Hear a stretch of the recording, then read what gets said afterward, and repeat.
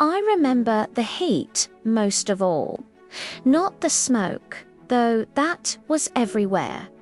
Not the fear, though God knows I felt it.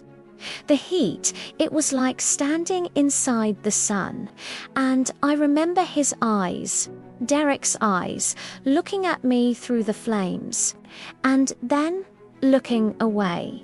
My name is Cassandra Wells. This is the story of how I learned that the people who promised to love me until death were the ones who tried to make sure death came early. I met Derek Manning when I was 23. He was 25, fresh out of law school, working at his father's firm.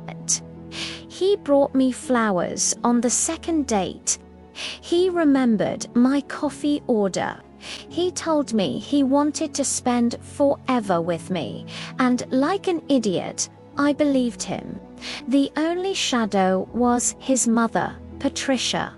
She cried at the wedding, but not happy tears. She kept squeezing Derek's arm, whispering in his ear. Later, I'd learn what she was saying. "You're all I have now. Don't forget that. Don't let her take you from me." 8 years of marriage. 8 years of trying to win her over. I cooked her recipes. I remembered her birthday. I let her decorate the guest room she insisted on having at our house. Nothing worked. To Patricia, I was always the outsider, the woman who stole her son. I should have asked him then, what about my family? What about us? But I didn't. I wanted peace. I wanted him to be happy. So I smiled, I nodded, and I kept trying. February 14th, 2026, Valentine's Day. Derek had been distant for weeks, working late, taking calls in the other room. I told myself it was stress. The firm was struggling. His father's death had left debts. We were all under pressure. I spent 3 hours on dinner, filet mignon with a red wine reduction, roasted asparagus, homemade cheesecake for dessert, Derek's favorite. His mother was joining us at 7:30. I wanted everything perfect. I wanted her to see that I could take care of her son, that I was worthy of their family. She arrived early.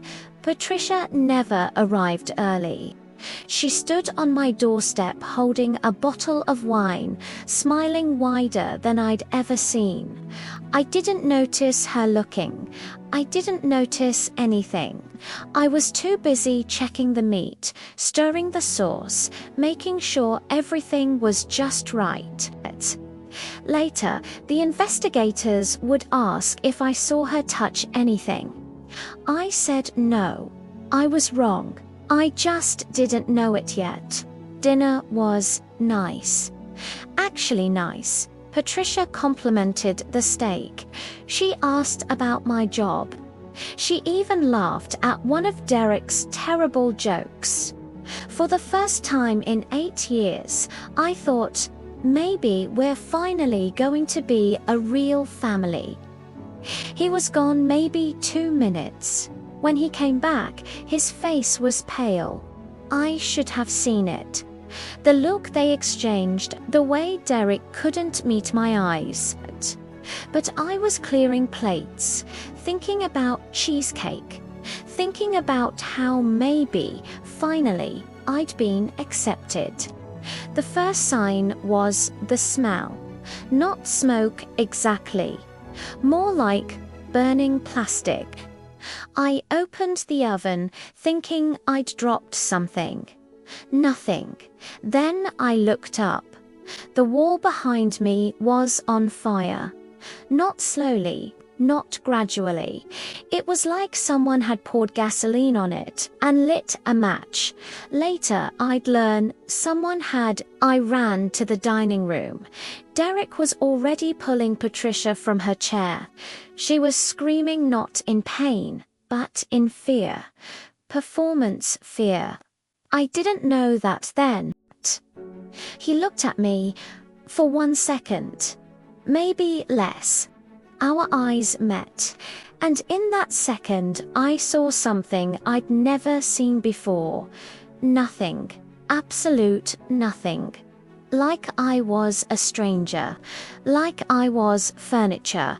I tried to follow, I swear I tried, but the smoke was too thick, the heat was too intense, and then the front door closed. I heard the bolt slide. The bolt, he locked it. My husband locked me inside a burning house. I remember thinking, this is how I die. On Valentine's Day, in my own kitchen, while the man who promised to love me forever stands on the lawn, holding his mother's hand, watching me burn. I woke up 3 days later. The first thing I felt was pain. Not normal pain. Not I stubbed my toe pain. This was everywhere. My skin, my muscles, my bones. It felt like I was still on fire. 3rd-degree burns on 40% of my body. My face, my hands, my legs, skin grafts, surgeries, months of recovery. They told me I was lucky to be alive. They told me most people don't survive what I survived. That's when I saw him. On the news, standing in front of our burned house, holding Patricia, accepting hugs from neighbors. The caption called him a hero. Derek Manning, who carried his elderly mother to safety while his wife remained trapped. Not whom he left behind, not whom he locked inside. Trapped, like it was my fault, like I should have run faster. Derek came to see me 5 days later. 5 days, he brought flowers. He brought tears. He brought a story. He thought I was dead. That's what he told the police. That's what he told the news. He heard my screams stop, so he assumed I didn't make it. My husband assumed I was dead and didn't bother to check. Patricia didn't speak. She just stood there, holding Derek's arm, looking at me like I was a science experiment. And for a moment, just a moment, I thought I saw something flicker across her face. Not guilt, not relief, satisfaction, extensive care. Those words would haunt me later. The next 6 months were hell. Skin grafts from my thighs. Infections, fevers, surgeries to repair nerve damage, learning to walk again, learning to use my hands again, learning to look in the mirror again. Every time I wanted to give up, I thought about that door slamming, that bolt sliding, his face looking at me and then looking away. That's what kept me going. Not love, not hope, rage. Derek was attentive, too attentive. He moved us into Patricia's house while our home was being rebuilt. He brought me meals. He held my hand during dressing changes. He played the perfect husband, but I couldn't shake the feeling that something was wrong. I couldn't sleep. The nightmares came every night. The fire, the smoke, the door. But lately, a new dream had joined them. Patricia's face, smiling, watching, waiting. One night, I went down for water. That's when I heard them. Derek and Patricia in the kitchen whispering. They thought I was asleep. They thought the pain medication kept me unconscious. They were wrong. I don't remember dropping the glass. I don't remember the sound it made. I only remember the silence that followed. And then footsteps. Derek opening the door. That night, I didn't sleep. I lay in bed next to the man who married me, who held me, who kissed me goodnight, and I thought he tried to kill me. He and his mother, they set that fire. They left me to die. And now they're waiting for me to finish the job. I started digging, quietly, carefully, while Derek was at work, while Patricia was at her bridge club, while they thought I was too broken, too medicated, too grateful to suspect anything. I requested the fire investigation report. The official cause was faulty wiring, but I remembered Patricia looking at that electrical panel. I remembered Derek going to check the thermostat. I requested the full file, and what I found made my blood run cold. Someone set that fire. Someone wanted it to look like an accident, and someone made sure I was in the kitchen when it started. Then I found the policies. 6 months before the fire, Patricia took out a $2 million life insurance policy on Derek for the money. For us, they weren't just willing to let me die. They were waiting for it, planning for it. And when I didn't die fast enough, a month later, I got sick. Really sick. Fever, chills, confusion, sepsis, they said. Common in burn patients. Nothing to worry about, they said. But I knew. Even through the fever, I knew. And when I woke up 3 days later, barely alive, I demanded answers.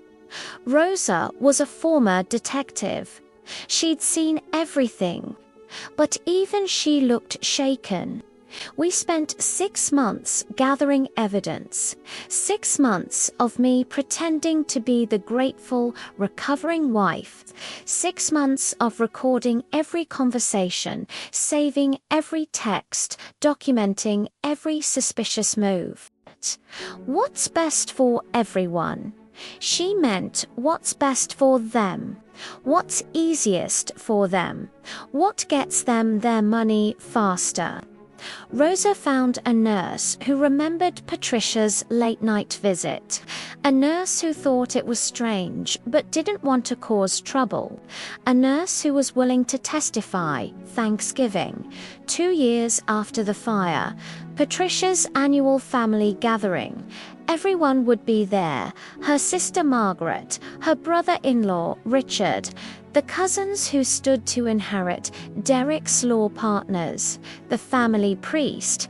I wore red, the color of fire, the color of survival, the color of the revenge I'd been planning for 731 days. They didn't know what was coming. None of them did. To them, I was still the victim. The poor burned wife who almost died. The grateful survivor who should just be happy to be alive. Dinner was interminable. Turkey, stuffing, gravy. The same conversations every year. Who was dating whom? Who was getting promoted? Who was writing whom out of their will? I waited until dessert. Patricia's famous pumpkin pie. She was serving it herself, walking around the table, playing the perfect hostess. I'm not finished, Patricia Derek. I know about the insurance policies. I know about the tampered electrical panel. I know about the contaminated fall line. I know you planned to kill me.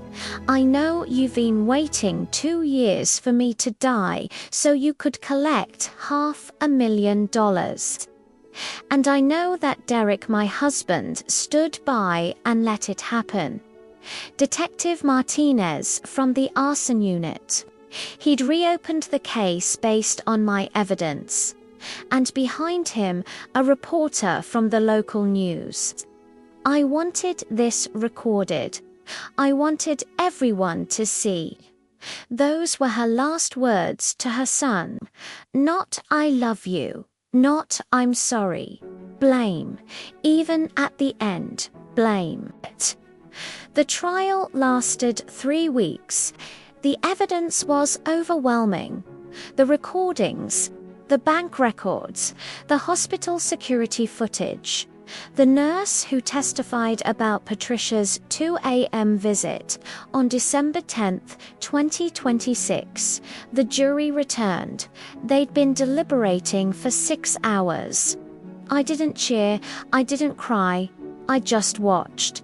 2 years of pain, 2 years of surgeries, 2 years of nightmares. And in 6 hours, 12 strangers decided it was enough. 25 years to life. She'll be 89 when she's eligible for parole. If she lives that long. I walked out before he could finish. I didn't need his apology. I didn't want it. Some things can't be fixed with words.